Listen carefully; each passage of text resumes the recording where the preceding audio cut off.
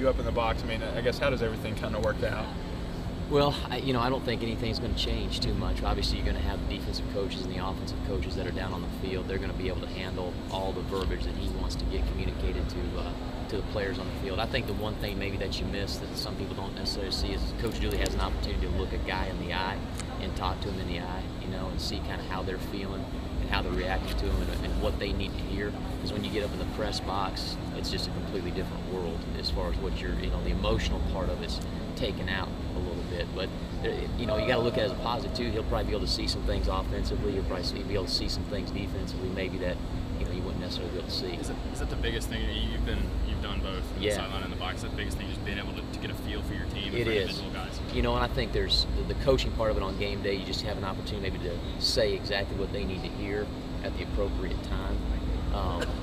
Whether that's an emotional get them up type speech, or you got to bring them back down. And when you're in the box, you just don't have that emotional connection to the game and how the momentum maybe is turning at a certain point. Who are the defensive coaches in the box this week? The defensive guys, it'll stay the same. It'll be Coach Staley, it'll be myself, and then we'll have some of our interns up there as well.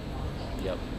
I know you talked about Ladero. Could you just talk about how ready he is for stepping up and playing a little more? Well, we're going to see how ready he is. I think he's ready to go. We've tried to get him as prepared as we can. It's another week that he's approached it the right way. He's working really hard at getting in extra in the mornings after meetings, trying to get more work in, watching film, studying. But he's just got to get out there and go play his game. He's a good football player. He's just got to let the game come to him and know that he knows what's going on out there. And B. Moore is going to be a big part of that as well. We've tried to get Byron Moore to understand, hey, you got to be more vocal back there. You've got to communicate more.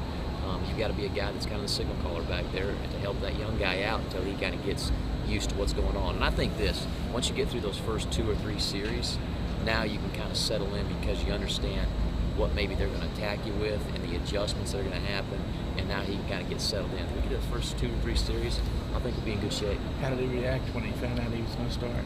I think he kind of expected it. It's who he is. It's his makeup, which we've talked about before. That's just kind of the guy he is. I think he's ready for the challenge. And what would you say is his greatest attribute? His instinctive football ability. That has never changed. That's what he was in high school. That's what he is here.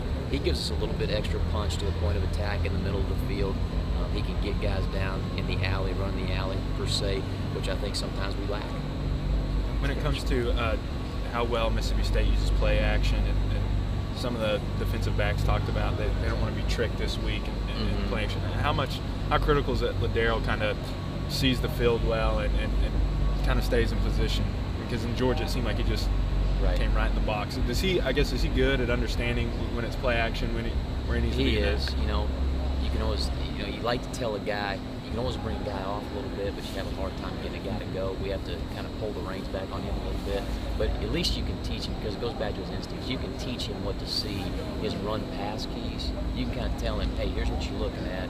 Here's going to give you the best run-pass key, and then play football from there. One of his strengths is he can see run-pass really, really well. Does that mean he may never get beat on play action? No. But that's one thing we've been trying to coach him up on a little bit.